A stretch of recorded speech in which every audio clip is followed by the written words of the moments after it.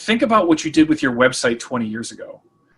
You built a brochure, right? It was a simple page. Maybe it had a picture of your staff or your office building, and it had the address and the phone number and your email address, and that was it, right? There wasn't huge complex menus and all the other stuff that we see on major websites today.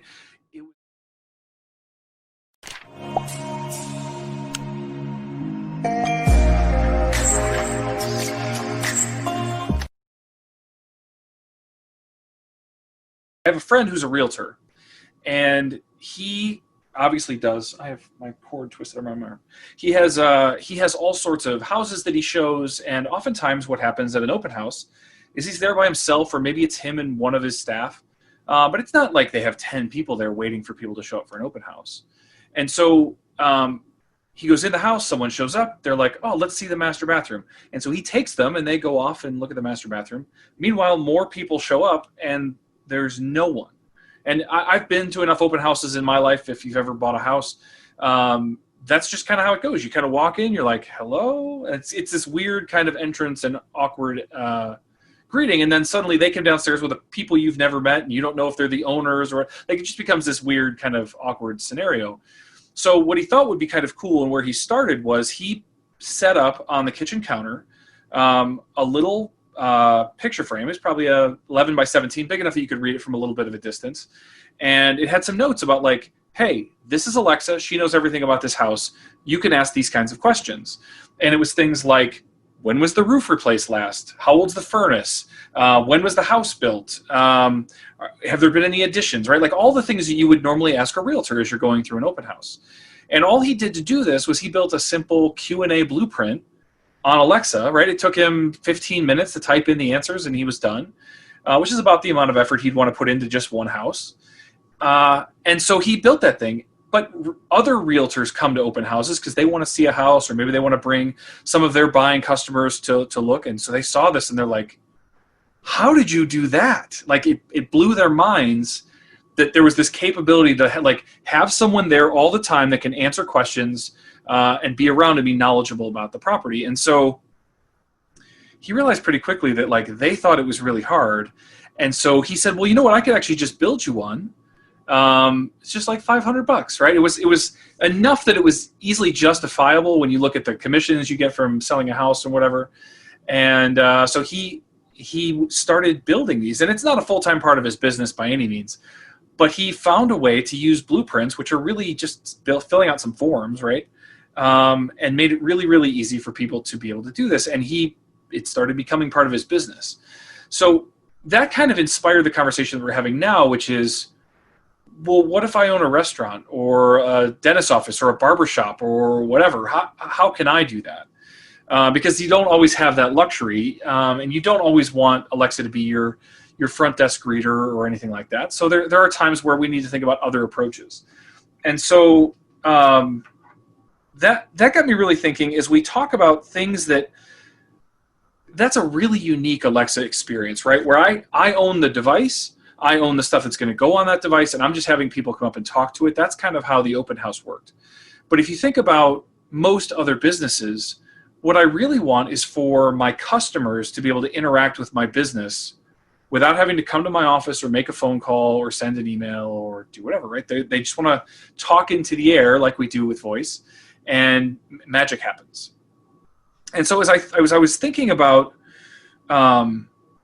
the overarching story to all of this, I think that the number one answer that I give people is, think about what you did with your website 20 years ago.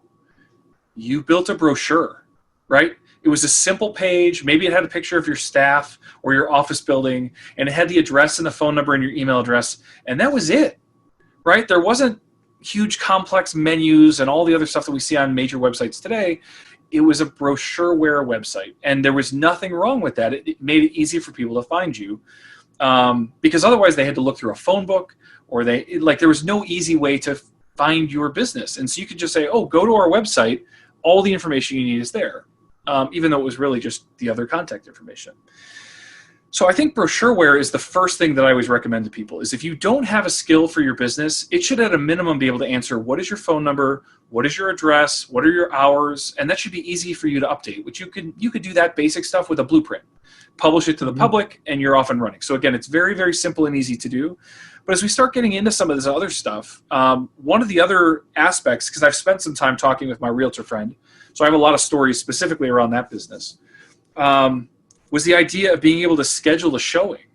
So now imagine I have a skill that is the personality of my realtor, and I say, hey, hey, tell John that I want to look at a house on Sunday. Okay, what kind of houses are you looking for? Oh, well, I want something that's over 3,000 square feet. Like I can start giving them some of those checkpoints. And then when I'm done having a conversation with the skill, John gets an email that says, Jeff's looking for a house with these aspects. Here's a report I pulled from the MLS system that has exactly what you need. It simplifies all of that stuff because it doesn't really matter who I talk to, and he's not going to have the answers instantly anyway. So why not just let her collect that information? We can have a conversation and kind of grow from there. The other one that I've seen him do a couple of times is that there is a premium that, and I hate to say this, but like most of us that are here listening to this today, I don't consider us the common people. Like we're aware of technology, we're aware of how this stuff works, and we're aware of how it can be used. So if I tell you like, hey, this is a smart home, when you're shopping for a house, you're like, well, what does that mean? Is it like a light switch? Like what makes it a smart home? We can pick that apart. But for a normal person, they're like, this is a smart home? That's amazing. Like all it really is a smart thermostat and maybe a light switch. But that's enough to qualify it as a smart home, right? And so what he's found is that if you think about selling a $200,000 house, a realtor gets 3% of that. So that's $6,000 that he's making on selling that house. If he can make it more enticing by calling it a smart home, by literally buying a couple of $30 light switches and putting an Echo in the kitchen that the new buyer gets to keep, it's a no-brainer, right?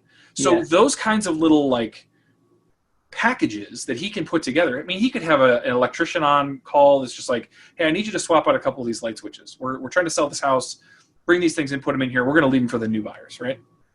That stuff I think is pretty cool.